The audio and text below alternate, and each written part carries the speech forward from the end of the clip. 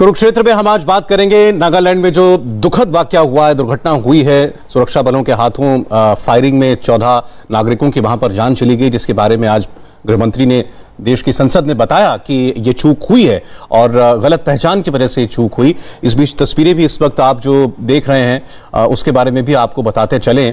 वो 14 सिविलियंस जिनकी मौत हुई है इस दुखद हादसे में, उनके कॉफिन्स जो हैं वहां पर रखे हुए हैं और श्रद्धांजलि जो है वो व्यक्त की जा रही है।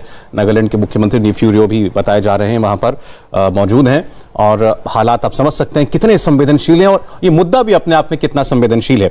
हमारे साथ नलिन कोहली जी, भारतीय जनता पार्टी के प्रवक्ता और अपनी पार्टी के नागालैंड के प्रभारी भी हैं, जुड़ रहे हैं हमारे साथ। नलिन जी, स्वागत है आपका।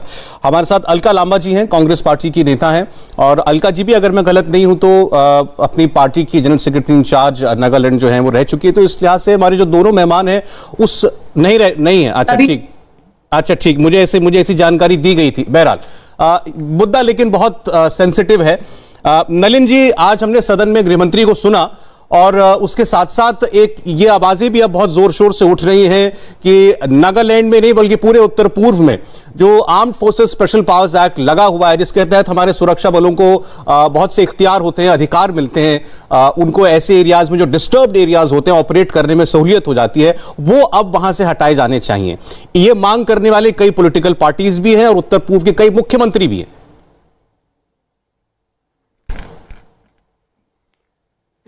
इसके दो पहलू हैं। एक पहलू है जो वहां स्थिति हुई है और वहां शांति लौटे और जिसके लिए पूरे प्रयास किए जा रहे हैं। थोड़ा सा अगर मैं बताऊं, इसके होने के बाद, इंसिडेंट होने के बाद वहां पर आज जो लोग मृतक थे उन्हें दफनाया गया, उनका एक फ्यूनरल सर्विस था।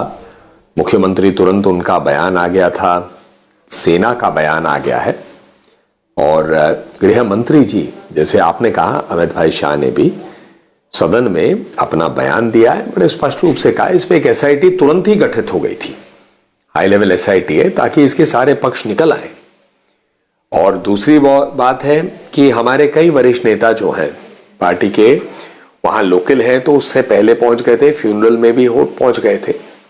लेकिन जब ऐसी स्थिति में शांति रखने की एक अपेक्षा भी होती है, आवश्यकता भी होती है, ये बहुत गंभीर और दुख की बात है।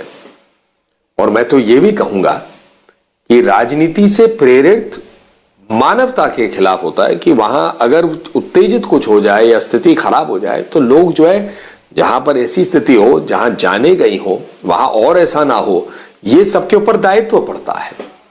तो इसीलिए कई राजनीतिक दलों ने इसका राजनीतिकरण करने का प्रयास किया, जो उचित तो है ही नहीं और मैं मानता हूं बहुत गलत टाइम पे है। दूसरी बात जो आपका पहलू है आफ्सा को लेके, अब इसके ऊपर एक लंबी चर्चा और बहस बहुत दशकों से है। आफ्सा तो कल सुबह तो लगी नहीं थी, मैं तो पूरे नॉर्थ ईस्ट की बात कर रहा हूं क्योंकि मैं कई राज्यों का वहां प्रभारी रहा हूं। मैं नागालैंड का तो अभी हूं, पर इससे पहले चुनाव में लोकसभा में मणिपुर का था, उससे पहले मेघालय का था, मिजोरम का रह चुका हूं। इसीलिए नॉर्थ ईस्ट में काफी समय से मुझे पार्टी ने दायित्व दिया था वहां काम करने का। तो आफ्सा की डिमांड एक पुरानी डिमांड है, ये नई डिमांड नहीं है और उत्तर पूर्व की एक विशेष स्थिति है, तब ये लाया गया था। हम तो लाए नहीं भाई, हम जो है सरकार आज है मोदी जी की या भारतीय जनता पार्टी की, इसने तो आफ्सा तुरंत थोड़ी ना लाए थे। तो ये एक पुरानी थे, कुछ पहलू को रखते हुए रखा गया, ये मांग उठती रही है। लेकिन मैं मानता हूं ये अभी उसका समय नहीं है उसका चर्चा करने का। अभी जो प्राथमिकता है कि जो वहां पर एक एसआईटी का गठन हुआ, पूरे तथ्य और सत्य निकले, दूसरी तरफ शांति बने, क्योंकि ये सब हमारे दायित्व भी है और प्राथमिकता होनी ही चाहिए सबकी, ठीक है, क्योंकि लोगों की जान गई है वहां, तो वो वहां पर एक शांति बने। और आफ्सा को लेकर जो एक चर्चा उठी है, पहले भी उठी है, अभी भी है, ये चर्चा जो है अपने समय पर आएगी और उस पे जो चर्चा होनी है। चलिए ठीक है, लेकिन जी मैं बाकी मेहमानों पे जाऊं उससे पहले जरा एक बार अपने आरोप जो आपने भी लगाया कि ये दुखद है कि अभी एक दिन बीता है, इतनी दुखद वहां बात हुई और इस पर राजनीति हो रही है, ये एक्यूजेशन क्यों है आपका विपक्ष पर? मेरा बड़ा स्पष्ट है इस पे, क्योंकि कांग्रेस पार्टी हो, कुछ और जो राजनीतिक दल हैं, वो तुरंत इस पे आ गए। राजनीति जरूर करे, राजनीतिक दलों का अधिकार है कि वो राजनीति करे, उनका नाम ही राजनीतिक दल है। लेकिन किसी राजनीति से कोई परिस्थिति अगर बिगड़े तो इसका फिर इसकी जिम्मेदारी कौन लेगा? सरकार तो नहीं ले सकती ना भाई। अगर कोई आग में घी डाले और आग और बढ़े, एक उदाहरण के लिए, तो थोड़ी ना दूसरों को कह सकते हो, फायर ब्रिगेड को, कि आप आग क्यों नहीं बुझा रहे जी भाई, घी तो नहीं डालेंगे ना। तो इस वक्त प्राथमिकता क्या है? तो मैं प्राथमिकता और टाइमिंग की बात कर रहा हूं, क्योंकि कांग्रेस पार्टी अक्सर हर डिबेट में कोई भी चीज होती है तो टाइमिंग के ऊपर प्रश्न उठते हैं। तो मुझे लगता है आज एक समय है जब इस पे प्रश्न, चलिए ठीक है, आप स्पष्ट कह रहे हैं ये मौका नहीं है कि अभी कोई राजनीतिक सवाल इस पर किए जाए या राजनीति इस पर की जाए, और विपक्ष ये कर रहा है। हमारे साथ दो और बहुत खास मेहमान जुड़ रहे हैं। हमारे साथ अपरूपा पोद्दार जी हैं, लोकसभा सांसद हैं तृणमूल कांग्रेस की, और जो एक टीम तृणमूल कांग्रेस की जाने वाली है नागालैंड, वहां पर लोगों से मिलने के लिए, पीड़ित परिवारों से मिलने के लिए, उसमें आपका भी नाम था। मुझे नहीं पता कि वो कब जाने वाले हैं। और हमारे साथ कर्नल डीपीके पिल्लई साहब भी जुड़ रहे हैं, शौर्य चक्र विजेता हैं। कर्नल साहब आपका बहुत स्वागत है। अपरूपा जी आपका भी बहुत स्वागत है। कर्नल साहब के बारे में थोड़ा सा मैं बताऊं कि आज हम कर्नल पिल्लई को हमने क्यों इन्वाइट किया अपने इस कार्यक्रम में। कर्नल पिल्लई उत्तर पूर्व को समझते हैं, ये तो एक बात है, लेकिन उत्तर पूर्व के लोग उनको जो मान देते हैं वो अपने आप में एक मिसाल की बात है। आप एक ऑपरेशन में थे वहां पर कुछ वर्ष पूर्व, और वहां पर वीरता की मिसाल पेश करते हुए खुद बहुत घायल हो गए थे, जीवन पे खतरा था। लेकिन उस वक्त आपने दो छोटे बच्चे जो थे, जो कि क्रॉस फायर में घायल हो गए थे, और खुद को इवैक्यूएट करने से पहले आपने कहा कि वो बच्चे जो हैं उनको सबसे पहले वहां से निकाला जाए। ऐसी परिस्थितियों में उन्होंने जो संयम दिखाया, बहादुरी दिखाई और एक कंसर्न दिखाया लोकल्स के लिए, सिविलियंस के लिए, उसके लिए आपको सम्मानित किया गया। और वहां के जो ट्राइब्स हैं वो आज उनको अपना मानते हैं, अपने बीच का मानते हैं, अपने परिवार का समान मानते हैं। तो इसलिए आज हम कर्नल साहब से बात करेंगे क्योंकि वो समझते हैं वहां के हालात को। लेकिन मैं चाहूंगा पहले अलका जी जवाब दें। कांग्रेस पार्टी का नाम नलिन जी ने कई बार लिया और कहा यह राजनीति करने का वक्त नहीं है। नहीं, नलिन जी राजनीति करने का वक्त नहीं है ये कह के बचना चाहते हैं कि आज पार्लियामेंट में गृह मंत्री को उपस्थित होने के लिए कहा जाए, उनसे जवाब मांगा जाए, है ना, क्योंकि ये राजनीति है। सौरभ को भी प्रोग्राम नहीं करना चाहिए, बिल्कुल नहीं, क्योंकि सौरभ तो इस पर चर्चा कराकर राजनीति का मौका दे रहे हैं, हमें मंच दे रहे हैं। कितनी बेशर्मी से पल्ला झाड़ दिया। 1 जनवरी 2021 से 31 अक्टूबर 2021, 10 महीने में 162 घटनाएं हुई हैं। सबसे ज्यादा 90 मणिपुर में, अरुणाचल में 22 और असम में 18। सबसे ज्यादा किसकी सरकारें हैं, किसकी विफलता है? कहां थे देश के गृह मंत्री? पार्लियामेंट में थे? नहीं। दिल्ली में थे? नहीं। नागालैंड में थे? नहीं। कहां थे? राजस्थान में चुनावी जनसभा में अपने ऊपर गुलाब की पंखुड़ियां फेंकवा रहे थे। जब विपक्ष ने आवाज उठाई, चर्चा मांगी, तब उन्हें मजबूरन सदन में खड़ा होकर बोलना पड़ा। आज आप बताइए, 13 नवंबर 2021 को हमारे असम राइफल के जो हमारे सीईओ थे विप्लव त्रिपाठी जी का 5 साल का मासूम, सौरभ जी आप सुन पा रहे हैं? आप बोलिए, आपकी बात आ रही है। हाँ, तो मैं ये कह रही हूं कि 13 नवंबर को हमारे जो जवान थे विप्लव त्रिपाठी, उनका 5 साल का मासूम बेटा, उनकी पत्नी और 5 जवानों को शहीद कर दिया गया। आज क्या होता है?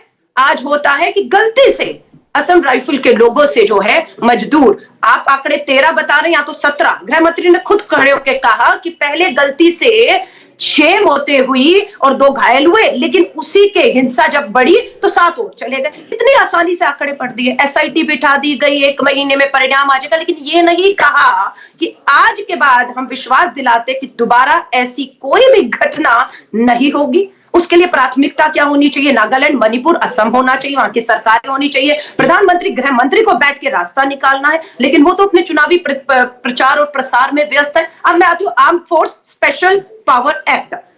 हम नहीं लाए थे, आप नहीं लाए थे, सबको पता है, लेकिन 8 साल से सरकार तो आपकी है। अपना स्टैंड बता दीजिए, आप इसे रखना चाहते हैं या आप इसको हटाना चाहते हैं? साफ बताइए, बीच की बात मत करिए।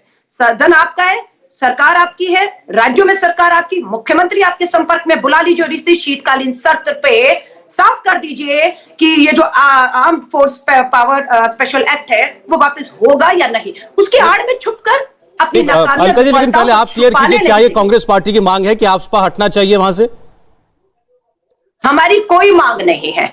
लोकतांत्रिक तरीकों से समाधान होनी चाहिए और चर्चा लाए, पार्लियामेंट में चर्चा लाए। स्थिति आज क्या है वो रखे, विपक्ष के सामने रखे तो सही, विपक्ष को बताए कि आज हालात ये, आज मुख्यमंत्री असम हो, मिजोरम हो, मणिपुर हो, आपके नागालैंड, ये चाहते। चलिए ठीक है, आपका कहना है कि आपका कहना है उत्तर पूर्व के हालात प्राथमिकता में नहीं है, वहां की स्थितियां प्राथमिकता नहीं है इस सरकार की। ऑलराइट, ठीक है नलिन जी, आप सुन लीजिए जरा अपूर्वा जी को भी, फिर आप जवाब दीजिएगा। अपूर्वा जी, ममता जी ने भी रिएक्ट किया, जैसे सभी लोगों ने दुख व्यक्त किया, उन्होंने भी बड़ा दुख व्यक्त किया है। नलिन जी का स्पष्ट ये कहना है कि इस वक्त ये पॉलिटिक्स का समय नहीं है, ये सारे सवाल उठाए जा सकते हैं, लेकिन पहले वहां के हालात समझ लें। आपने सही कहा सौरभ, नलिन जी भी सही कह रहे हैं। पॉलिटिक्स तो कोई नहीं करना चाहता है, क्योंकि सभी कोई देश के नागरिक है। और सबसे बड़ी बात है कि जो 6 मजदूर जो कोयला खदान में काम कर रहे थे, वो हमारे ही देश के बच्चे थे, वो कोई आतंकवादी नहीं थे। बिल्कुल ठीक। पहले उनको गोली मार दिया जाता है, फिर माफी मांगे जाते हैं, लेकिन सबके विकास और सबके विश्वास का जो बात भारतीय जनता पार्टी के ओर से हमेशा किया जाता है, तो कहाँ गया वो विश्वास? क्या वो मजदूर पर भरोसा नहीं था जो उनको इस तरह गोली दाग दिया गया? और उसके बाद आप सोचिए उनके फैमिलीज के ऊपर क्या बीत रहे हैं। और उसके बाद जो और 7 आदमी को मार दिया गया, टोटल 13। उसके बाद इंज्यूर्ड पर्सन्स जो है, ये जो घटना घटा, ये तो विरोधी लोग का क्या हुआ नहीं। हम लोग तो पॉलिटिक्स नहीं करना चाहते, लेकिन देश के नागरिक अच्छे से रहे, ये तो गवर्नमेंट के ऊपर डिपेंड करते हैं, जहाँ की राज्य सरकार भी भारतीय जनता पार्टी के हैं। किसी के ऊपर कीचड़ उछालने से तो कुछ नहीं होने वाला है। जिसका घर का बच्चा गया, उसी को सिर्फ मालूम है। लेकिन आज 6 स्टेट्स जो है नॉर्थ ईस्ट में, वो कोई भी खुशहाल नहीं है। चाहे आप त्रिपुरा देख लीजिए, चाहे आप मेघालय देख लीजिए, चाहे आप आपका ये जो नागालैंड। आज बताइए, कोहिमा में आपका हॉर्नबिल का एक फेस्टिवल होने वाला था, जो इस परिस्थिति की वजह से बंद हो गया। तो इसके लिए कौन जिम्मेदार है? कौन जिम्मेदार है? हालात किसने तैयार किया? ये हालात क्यों हुआ? इसके विषय में उनको जवाब देना चाहिए। यहाँ पर राजनीति नहीं करके ये हालात क्यों हुआ? मेरे ख्याल से आपने अपूर्वा जी अभी जो बात कही, ये ज्यादा इंपॉर्टेंट है कि वहां पर ऐसे हालात क्यों बन रहे हैं। एक स्पेसिफिक ऑपरेशन हुआ, वो गलत पहचान की वजह से उसमें निर्दोष लोगों की मौत हो गई, ये बहुत ज्यादा दुख की बात है। उसके लिए लेकिन हम क्या किसी सरकार को जिम्मेदार ठहराएं? लेकिन अगर आप बड़ा प्रश्न उठाती हैं कि वहां ऐसे हालात क्यों बन रहे हैं, जब सरकार कहती है कि हम बात कर रहे हैं, जब सरकार कहती है हम नगा ग्रुप्स के साथ बात कर रहे हैं, शांति होने वाली है, तो फिर ये हादसे क्यों हो रहे हैं? तो क्या आतंकवादी तो बंद नहीं हुआ, लेकिन डिमोनेटाइजेशन का हाथ भी नहीं लगा हुआ। इसका मतलब ये क्लियर है कि वो आतंकवादी बात नहीं कर सके, लेकिन जो कोयला खदान में काम कर रहे हैं उसको आतंकवादी सोच के गोली मार सकते हैं। ये कहाँ की इंसाफ है सौरभ जी? नहीं, बिल्कुल। मैं अपूर्वा जी, मैं एक जरा सा फर्क करने की कोशिश कर रहा हूं। ये कर्नल साहब बेहतर बताएंगे। जब ऐसे ऑपरेशंस होते हैं, एक इंटेलिजेंस इनपुट के आधार पर ये कहा गया, और ये कहा जा रहा है कि वहां पर जो लोग थे, उनसे सेना के लोग से उनसे चूक हुई, गलत पहचान हुई। एक सेकेंड, मैं केवल ये कह रहा हूं कि उस एक लोकलाइज्ड ऑपरेशन को क्या आप सीधे देश के गृहमंत्री या प्रधानमंत्री से जोड़ेंगे? हाँ, आप ये कहें कि वहां पर इस वक्त व्यापक क्या स्थिति है, तो वो अलग बात हो सकती है। एक सेकेंड, मैं कर्नल साहब से इस बात को जानना चाहता हूं। कर्नल साहब, आप उस इलाके में रहे हैं, इस किस्म के जब ऑपरेशंस होते हैं, वो किन हालात में अंजाम दिए जाते हैं? आपकी एक टुकड़ी के पास कैसी इंफॉर्मेशन होती है कि वो ऐसे ऑपरेशंस में जाते हैं, और वहां इस किस्म की चूक की क्या गुंजाइश होती है?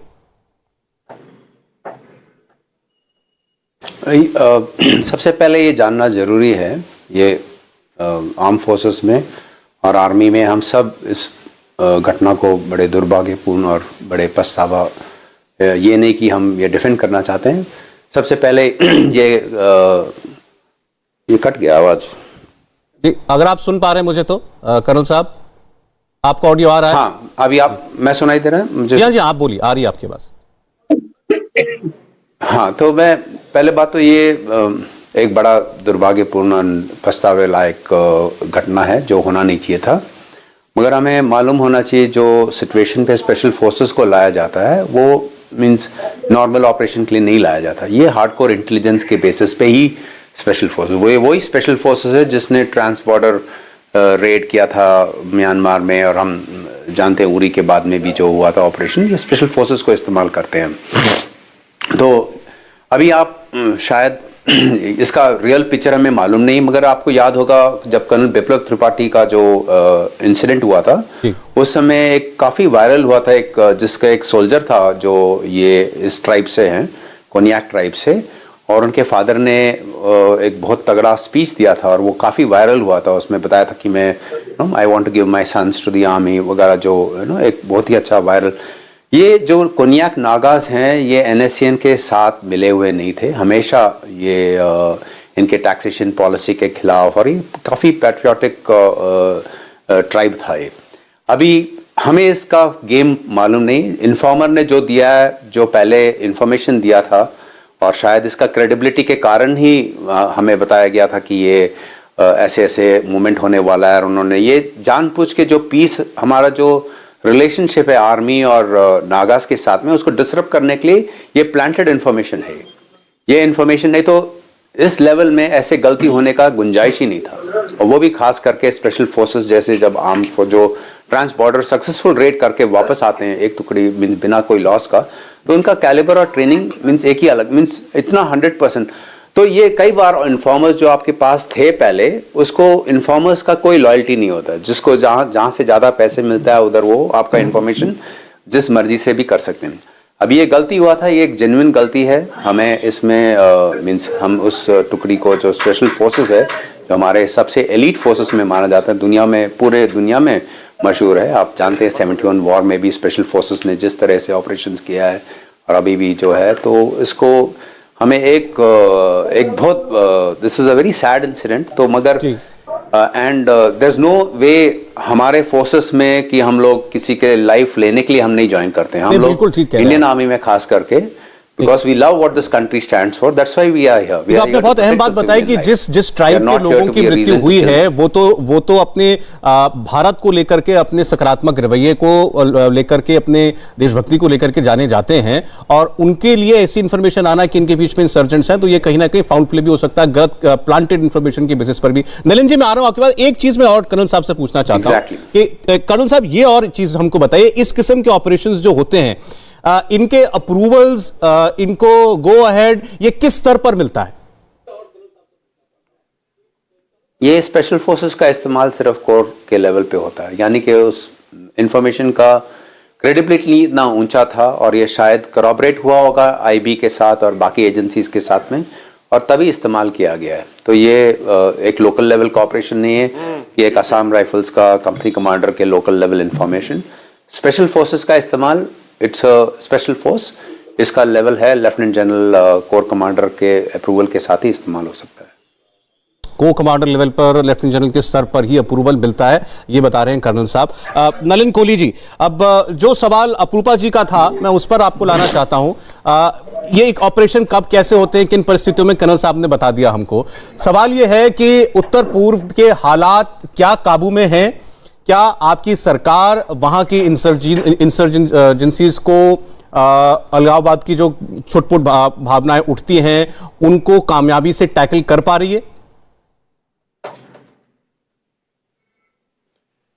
इस पे थोड़ा समय लगेगा, और मैं आशा करूंगा जब मैं राजनीतिक बातें करूंगा तो अपूर्वा जी और अलका जी भी मेरी बात ध्यान से सुन लेंगे, क्योंकि उन्होंने कई आरोप लगाए, तो उनका सीधा ही जवाब। हमें सुनिए, पहले आपके समय है विपक्ष को सुनना। देखिए, पहली बात है परिणाम कि अलका जी इनके बाद, अलका जी इनके बाद मुझे बोलने तो दीजिए, मैंने तो अभी जवाब भी नहीं दिया, मैंने जवाब ही नहीं दिया, जवाब है ही नहीं आपके टोकना पास। शुरू कर दिया आपने, जवाब है ही नहीं। 162। अरे देखिए सौरभ जी, सुन ले, अलका जी सुन लीजिए, मैं इनके बाद आप ही बोलिएगा, तो पहले सुन इनको लीजिए, कर जवाब दीजिए। दीजिए। देखिए, मैं बदतमीजी में उछलता नहीं, चलिए बोलिए, मेरा स्टाइल है, मैं शांति से बात सुनता हूं, अपनी बात रखता हूं, बाकी जिसको जैसे अपना डिबेट करना है करे, पर मुझे ना डिस्टर्ब। अच्छा ठीक है, अलका जी प्लीज मेरी रिक्वेस्ट है, सुन लीजिए, बहुत सेंसिटिव टॉपिक है। छुट्टी मना रहे विदेश में और वहां से ट्वीट कर रहे हैं, ये हट जाएंगे। ये गृह मंत्री पे आज जवाब पूछ रहे हैं, गृह मंत्री देश में घूम रहा है, कहाँ है आपका नेता बताइए?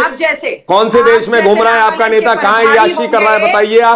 यहाँ बैठ के तो ज्ञान बोल रहे हैं आप समय ये सब, और आप लोगों की राजनीति क्या है उत्तर पूर्व में? अच्छा नलिन जी और अलका जी प्लीज, आपने खुद बताया कितना गंभीर मुद्दा है, कितनी वारदातें हुई, मुझे लगता है कि जो है इस बात अरे इनकी सरकार को जवाब देने दीजिए ना, ये जवाब दे रहे हैं कि इनकी सरकार वहां के लिए क्या कर रही है। आप सोचते नेता बन गए, अलका जी वो काम कर रहे थे और और उत्तर पूर्व में भी। आपस में डाउन एक मिनट की मत उलझिए आपस में, इसमें सिर्फ समय जाता है करके किसी विदेश में नहीं बैठे थे वो। उत्तर पूर्व ये सरकार कहती है कि हमारी प्राथमिकता है, तो इनको बताने दीजिए वहां के लिए कर क्या रहे हैं। कौन गया? नहीं, गलत है। अलका जी, मैं चाहूंगा एक मिनट आप सुन लीजिए और नलिन जी आप मेरे सवाल का जवाब दीजिए। नलिन जी की आवाज आए। मैंने आपसे पूछा है उत्तर पूर्व के हालात को संभालने के लिए आपकी सरकार क्या कर रही है, खास तौर पर नागालैंड को लेकर। 2015 में बताया गया था फ्रेमवर्क अग्रीमेंट साइन हो गया है।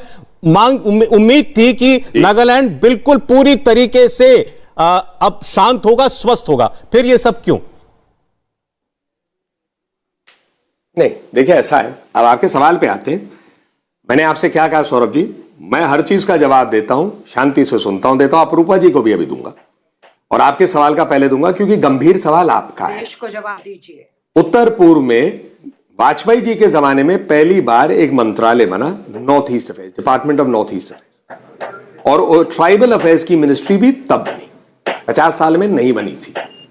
और आप वाजपेयी जी के टाइम को देखिए या मोदी जी के, जितना उत्तर पूर्व में काम हुआ कभी नहीं हुआ। मोदी जी के समय में मंत्री लोग जाकर 200 से ज्यादा बार मंत्री लोग वहां जाकर रात लगा कर आए हैं, काम हुए।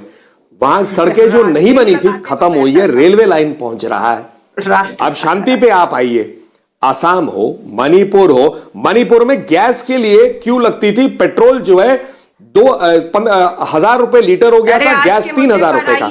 याद करिए कौन से ब्लॉकेज हुए देश में। अब आप आइए, फिर मैं कह रहा हूं देखिए, बोलिए नलिन जी आप बोलिए। और अब जी या तो फेडर डाउन कर दीजिए, आप बोलिए, बदतमीजी बोलिए, आप बोलिए, मैं करना नहीं, बोलिए ठीक है। पत्र पढ़ रहे हैं आप यहाँ पर। अब आइए दूसरी बात, नागालैंड पे आप आइए। नागालैंड में जो इंसिडेंट्स हैं फ्रेमवर्क ऑफ पीस में बहुत घटे, ये घटना दुखद है।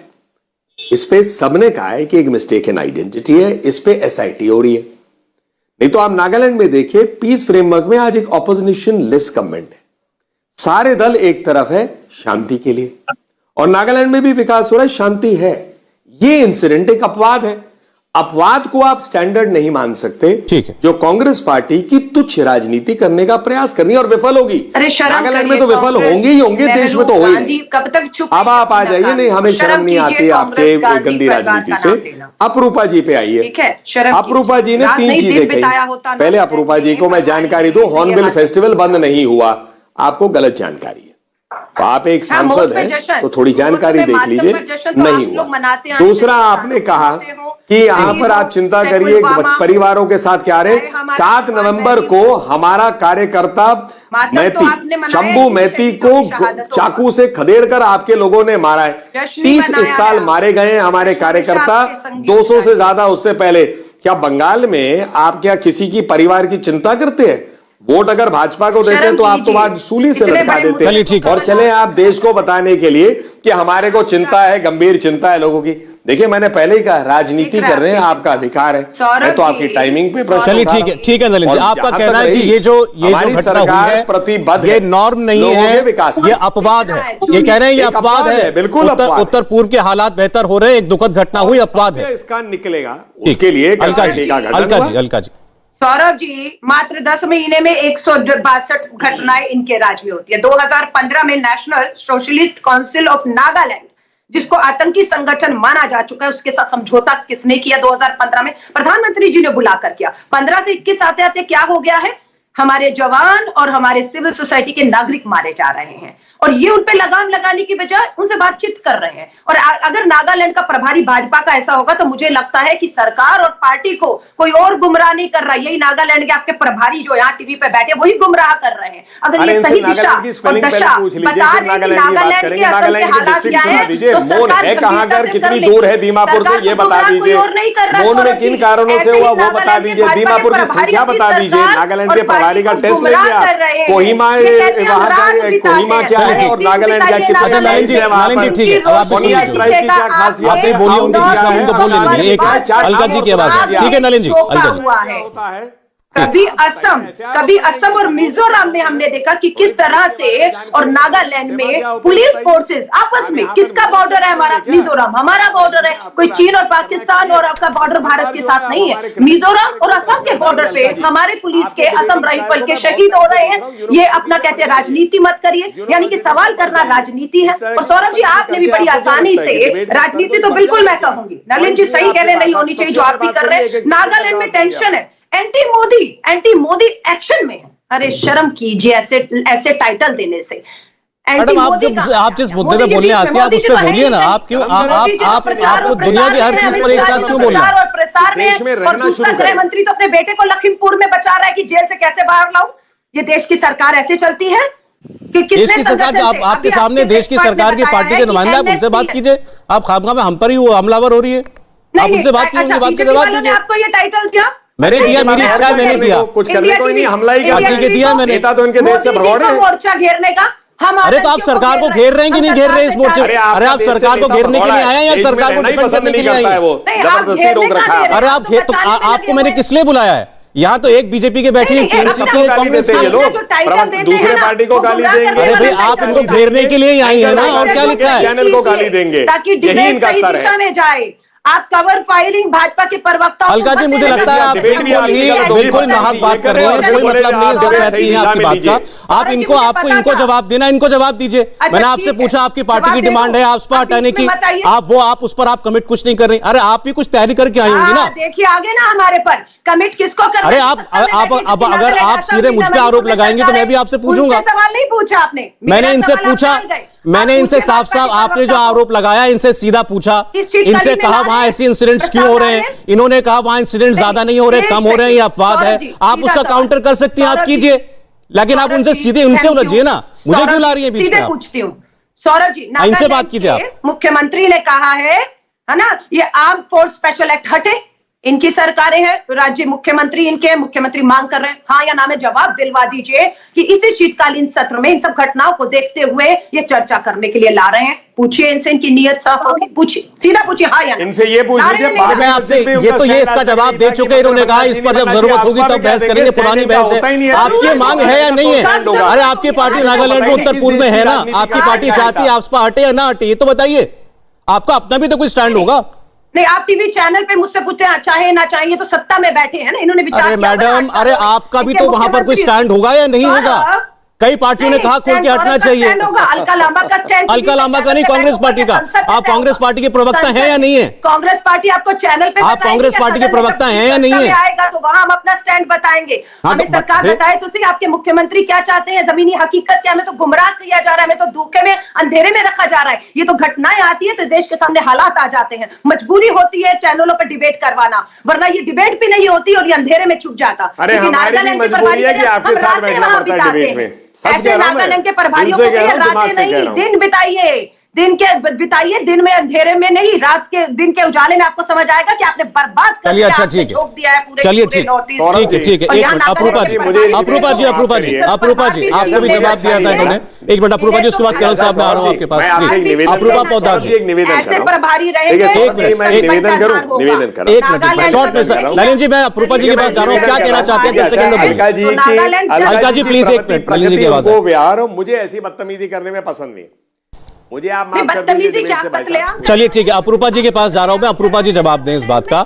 एक घटना जिसकी जांच के आदेश हो चुके हैं, सेना ने खुद कहा है कि चूक हुई है, सेना ने उसको डिफेंड नहीं किया। कर्नल साहब ने भी कहा कि हम जो भी कुछ हुआ है क्लियरली बोल रहे हैं कि वहां चूक हुई है, इसकी तह में जाने की जरूरत है। उतना इंतजार कर सकते हैं या नहीं कर सकते? खबर नहीं थी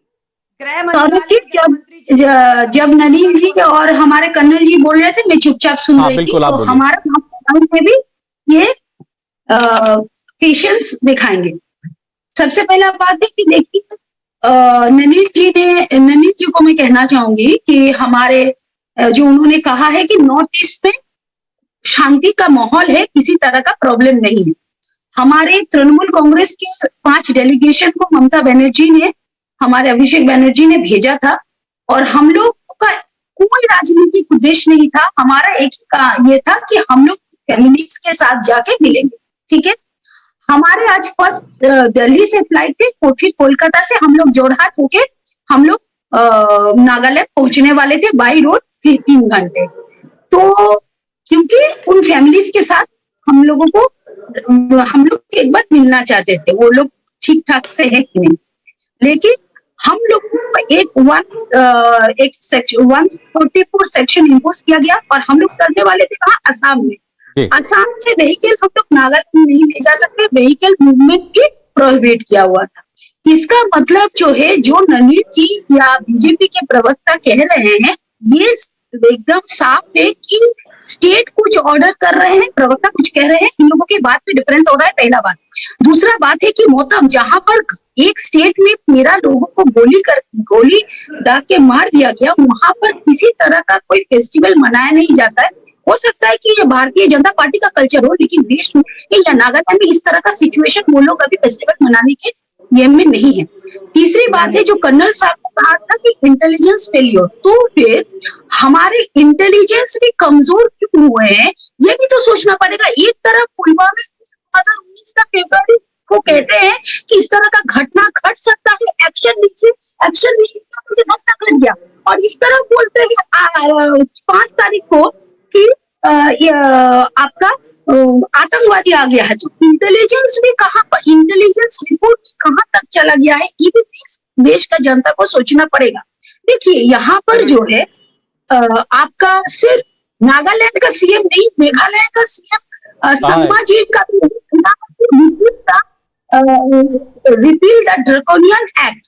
तो इस विषय में स्पष्ट करके क्यों नहीं भारतीय जनता पार्टी, क्योंकि उनके पास 303 नंबर है, उनके पास सत्ता है, तो इस तरह का ड्रैकोनियन एक्ट को क्यों नहीं हटा रहा है। चलिए ठीक है, मैं इसका जवाब समय कम रह गया चूंकि कर्नल साहब से भी और अंत में नलिन जी से लेना चाहता हूं। कर्नल साहब, दो चीजें अगर आप हमारे लिए क्लैरिफाई कर दें। क्या, एक तो सर मैं आपसे पूछना चाह रहा था कि क्या आपकी तरफ से भी गवर्नमेंट को कुछ ब्रीफ किया गया वहां के हालात के बारे में, खासकर डिफेंस मिनिस्टर को, और आफ्सपा आपकी नजर में क्या सही कानून है, और क्या इस वक्त वहां पर उसकी जरूरत है या उसको हटाए जाने की जरूरत है? पहले बात तो ये आफ्सपा जैसे लॉ नॉन स्टॉप इसमें 1958 से चल रहा है, एंड इसमें हम ये नहीं कह सकते कि इस गवर्नमेंट ने किया है या उस गवर्नमेंट ने किया है, ये तो लगातार चले आ रहा है।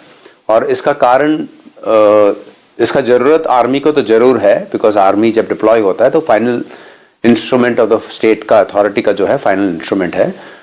मगर ये जो इस्तेमाल किया जा रहा है, ये गलत इस्तेमाल है, in the sense we can not have without a sunset clause unlimited use of the arm forces special powers act. अभी आप सोचिए, आपका कोई बॉडी में कोई कैंसर है या ट्यूमर है, आप जाते हैं ऑपरेशन के लिए, बिल्कुल आपको निकाला जाता है, कैंसर एक स्पेशलिस्ट आता है, सर्जन, वो आपको ऑपरेट करके निकाल देता है। उसके बाद आपका केयर किसके पास रहता है? हॉस्पिटल के स्टाफ, नर्सिंग और बाकी मेडिकल वगैरह। वो सर्जन वहाँ पे जो आपका ऑपरेशन किया वो खड़ा होकर आपका देखभाल नहीं करता है। इसी तरीके से जो भी स्टेट डिस्टर्ब होता है उसका इलाज के लिए एक हम आर्म फोर्सेस को बुलाया जाता है। अभी इसमें ना केवल means it's not just the armies responsibility. अगर आर्मी को बुलाया गया है, ये नहीं हो सकता है कि कल आर्मी हम लोग केस में खड़े होते जाएं। हमारा जो है task is very clinical, very surgical, it is not something. तो इसमें हमारे जो कॉन्स्टिट्यूशन में है, there is a fundamental right to life, जो किसी को we can not abrogate this right arbitrarily.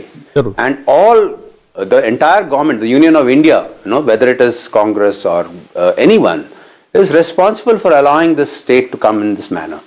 We cannot have an unlimited deployment of the armed forces. We have to state का भी जिम्मेवारी बनता है कि अपने पुलिस फोर्सेस को इस काबिल बनाए कि लॉ एंड ऑर्डर जो है, इंटरनल डिस्टर्बेंसेस जो है, उसको कंट्रोल अपने आप अपने पुलिस काफी अच्छे से इस डिबेट को समाप्त किया है। नलिन जी, मेरे पास समय खत्म हो गया, मैं लेकिन क्योंकि बार-बार ये सवाल आया है, खुद न्यूफ्यूरियो नागालैंड के मुख्यमंत्री आपके एलआई, कॉनराड सांगमा मेघालय के मुख्यमंत्री आपके एलआई मांग कर रहे हैं कि इस कानून को हटाइए नॉर्थ ईस्ट से। क्या टेक है इस पे आपका, बहुत शॉर्ट में सर? देखिए सर, मुझे लगता है कर्नल साहब ने बहुत अच्छे रूप से इसको समझाया और उन्होंने सही कहा, आर्मी जो है बॉर्डर्स के लिए होती है, internal maintenance of law and order के लिए नहीं होती है। आर्मी को बहुत एक स्पेसिफिक पर्पस के लिए लिया जाता है इंटरनल एरियाज में, नक्सलिज्म हो या नॉर्थ ईस्ट में इंसर्जेंसी के अगेंस्ट, अल्फा हो, आप याद करेंगे ऑपरेशन राइनो, काफी कुछ हुआ है। इसीलिए उसका एक पॉइंट है। तो इसीलिए आफ्सपा की जो एक डिबेट, एक लंबी डिबेट रही है, उन्होंने खुद ही बताया ये 1958 से ये एक्ट चलता आ रहा है। तो इस डिबेट को आगे बढ़ाने के लिए एक उचित समय है। ठीक है। मैंने तो पहले ही कहा राजनीति से, और जो बदतमीजी हमने कांग्रेस पार्टी के प्रवक्ता से देखा तो दिखाई रहा था। तो मैंने शुरू में कार्यक्रम में कहा एक एक जो होता है, और मुझे कहने में कोई इसमें लगता नहीं है कि बदतमीजी के नाम पर चलिए, ठीक है सर। हिसाब से डिबेट करते हैं। तो मैं तो निवेदन इसी मुद्दे से जुड़ी एक खबर पर देता चलूं और समय की कमी है, इसलिए मैं आपको बीच में रोककर ही धन्यवाद कर रहा हूं। नलिन जी, अप्रूपा जी, अलका जी, कर्नल साहब, इस मुद्दे पर, बहुत सेंसिटिव मुद्दे पर आप लोग आए, शुक्रिया आपका। इंडिया टीवी हर वक्त हर जगह डाउनलोड करने के लिए सर्च करें India TV news Google play store या ऐप स्टोर पर।